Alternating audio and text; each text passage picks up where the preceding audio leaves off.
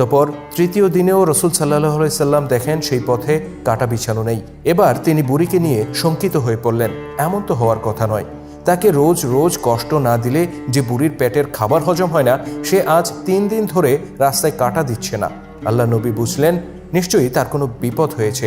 তিনি বুড়ির বাড়িতে গিয়ে তার খোঁজ খবর নেয়ার সিদ্ধান্ত নিলেন। নবীজি সাল্লাল্লাহু আলাইহি সাল্লাম যখন বুড়ির বাড়িতে গেলেন, তিনি দেখলেন তার আশঙ্কাই সত্য। বুড়ি ভীষণ অসুস্থ হয়ে বিছানায় পড়ে আছে, আর তার সেবা করার মতো কেউ নেই। ফলে বুড়ির কষ্টের কোনো সীমা ছিল না। নবীজিকে দেখে বুড়ি প্রথমে ভরকে যায়। সে ভাবে হয়তো মুহাম্মদ সাল্লাল্লাহু আলাইহি সাল্লাম প্রতিশোধ নিতে এসেছেন। ভয়ে তার মুখ রক্তশূন্য হয়ে পড়ে। নবীজি সাল্লাল্লাহু আলাইহি সাল্লাম তার মনের এই অবস্থা বুঝতে পারেন এবং তাকে অভয় প্রদান করেন। তিনি বলেন, আমি তোমার সেবা করতে এসেছি, তোমাকে কষ্ট দিতে নয়। অতঃপর নবীজি সাল্লাল্লাহু আলাইহি সাল্লাম বুড়ির সেবা করতে লাগলেন। দিন রাত সেবা করে তিনি বুড়িকে সারিয়ে তুললেন। বুড়ি সুস্থ হয়ে বুঝতে পারল সে এতদিন যা করে এসেছে তা খুব অন্যায় ছিল। সে নিজের ভুল বুঝতে পারে এবং নবীজির কাছে ক্ষমা চায়। আর এভাবেই আল্লাহ নবী তার শত্রুর মন জয় করেন। সত্যি দর্শক, এই হলো রসুল সাল্লাল্লাহু আলাইহি সাল্লাম ও তার সময়কার এক বুড়ির গল্প। দাবি করা হয় যে তায়েফের পাহাড়ের পাদদেশে সেই বুড়ির বাড়ি এখনো রয়ে গেছে। এমনকি যে বরই গাছের কাঁটা সে বিছিয়ে রাখত, সেই গাছটির গুঁড়িও এখনো রয়ে গেছে। আমাদের দেশ থেকে যে লক্ষ লক্ষ মানুষ হজ করতে সৌদি আরবে যান, তাদের একটি বড় অংশ তায়েফ ঘুরে আসেন। দেশে ফিরে এসে তারা বলেন সেই বুড়ির বাড়ি এবং বরই গাছের কাঁটা তারা নিজের চোখে দেখে এসেছেন। কেউ কেউ জায়গাগুলো ভিডিও করে নিয়ে আসেন এবং নিজের ফেসবুক বা ইউটিউব পোস্টে দিয়ে বলেন, এই সেই বুড়ির বাড়ি, নিজের চোখে দেখুন সেই বাড়ি, এই সেই বরই গাছ, ইত্যাদি ইত্যাদি। মজার বিষয় হচ্ছে তায়েফের ময়দানে সেই বুড়ির বাড়ি এবং বরই গাছ নামে যে জায়গাগুলো দেখানো হয় তার সম্পূর্ণটাই ভুয়া। কথাটি শুনে আপনি হয়তো অবাক হচ্ছেন, কিন্তু এটাই সত্য। তায়েফে রসুলের জীবনে এমন কোনো ঘটনাই ঘটেনি, বরং রসুলের পথে কাঁটা বিছানোর বিষয়টি মক্কার ঘটনা। সত্যি বলতে তায়েফে রসুল সাল্লাল্লাহু আলাইহি সাল্লামের ঘটনা অত্যন্ত সংক্ষিপ্ত। তিনি মক্কায় নির্যাতিত হয়ে তায়েফে গিয়েছিলেন ইসলামের দাওয়াত নিয়ে। তিনি আশা করেছিলেন তায়েফবাসী ইসলামের দাওয়াত কবুল করবে, কিন্তু মক্কাবাসীর মতো তায়েফবাসীরাও কলেমার আহ্বান প্রত্যাখ্যান করে এবং তাকে মেরে রক্তাক্ত করে তাড়িয়ে দেয়। তারা রসুল সাল্লাল্লাহু আলাইহি সাল্লামকে এতটাই আঘাত করে যে রসুল সাল্লাল্লাহু আলাইহি সাল্লাম অজ্ঞান হয়ে পড়েন। রসুলের পালক পুত্র জায়েদ বিন হারিসা অনেক কষ্ট করে তাকে নিয়ে মক্কার পথে ফিরতি যাত্রা শুরু করেন। যেখানে তায়েফে যাওয়ার পরপরই রসুল সাল্লাল্লাহু আলাইহি সাল্লামকে তায়েফবাসী মারধর করে তাড়িয়ে দেয়, সেখানে তায়েফে মসজিদে স্থাপন, রোজ রোজ সকালে মসজিদে যাওয়া, রাস্তায় বুড়ির কাঁটা বিছিয়ে রাখা, এত কিছু কোনোভাবেই সম্ভব নয়। সবচেয়ে বড় কথা হচ্ছে আমাদের দেশে প্রচলিত এই গল্পের পেছনে পবিত্র কোরআন, হাদিস, সিরাত গ্রন্থ সহ ইসলামের বিশ্বস্ত কোনো গ্রন্থে বিন্দুমাত্র সত্যতা পাওয়া যায় না।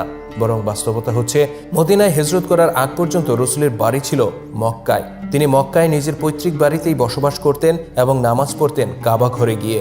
মক্কা থেকে তায়েফের দূরত্ব 120 কিলোমিটার। 120 কিলোমিটার পথ পাড়ি দিয়ে নামাজ পড়তে রসুল তায়েফে যেতেন, এটা সম্ভব নয়।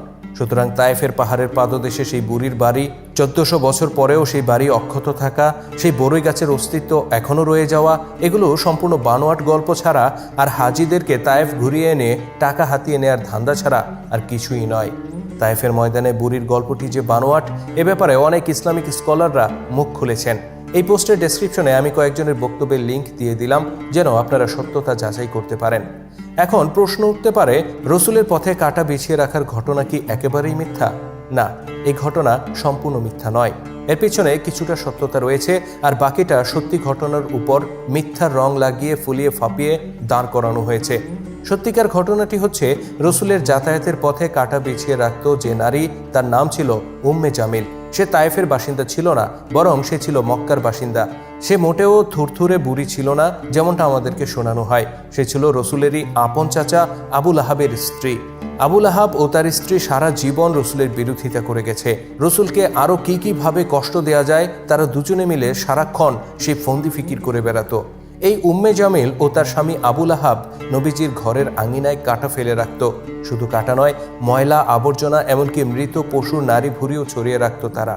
এভাবে রসুলকে কষ্ট দিয়ে তারা পৈশাচিক আনন্দ পেত। এই ঘটনাগুলো সহিহ হাদিস ও সিরাত গ্রন্থে বিবৃত হয়েছে। এমনকি পবিত্র কোরআনেও আবু লাহাব ও তার স্ত্রীর এসব ষড়যন্ত্র ও তার পরিণতির বর্ণনা করে একটি পূর্ণাঙ্গ সূরা নাজিল হয়েছে। সুতরাং রসুলের যাতায়াতের পথে কাঁটা ছড়িয়ে রাখার ঘটনাটি মিথ্যা নয়। মিথ্যা হচ্ছে তায়েফের বুড়ি, বড়ই গাছ, বুড়িকে সেবা করা, অতঃপর নিজের ভুল বুঝতে পেরে বুড়ির ভালো হয়ে যাওয়া, এসব কেচ্ছা কাহিনী। রসুলের জীবনী নিয়ে এরকম হাজার হাজার মিথ্যা গল্প, আজগুবি কেচ্ছা কাহিনী, বানোয়ার তথ্য শুনিয়ে ওয়াচ করে বেড়ান বহু বক্তা। ইদানিং ইউটিউব ও ফেসবুকও সয়লাভ হয়ে গেছে এরকম কেচ্ছা কাহিনী দিয়ে। এসব মিথ্যা গল্প পরিহার করে পরিশুদ্ধ ইতিহাস তুলে ধরতে সকলের প্রতি আমাদের আহ্বান থাকবে। শুধু দর্শক, রসুলের পথে কাঁটা ছড়ানো নারী উম্মে জামেল ও তার স্বামী আবু লাহাবের শেষ পরিণতি ছিল অত্যন্ত ভয়াবহ। আপন চাচা চাচি হয়েও তারা নবীজিকে যে কষ্ট দিয়েছিল, তার ফলস্বরূপ তাদের উপর নেমে এসেছিল আল্লাহর গজব।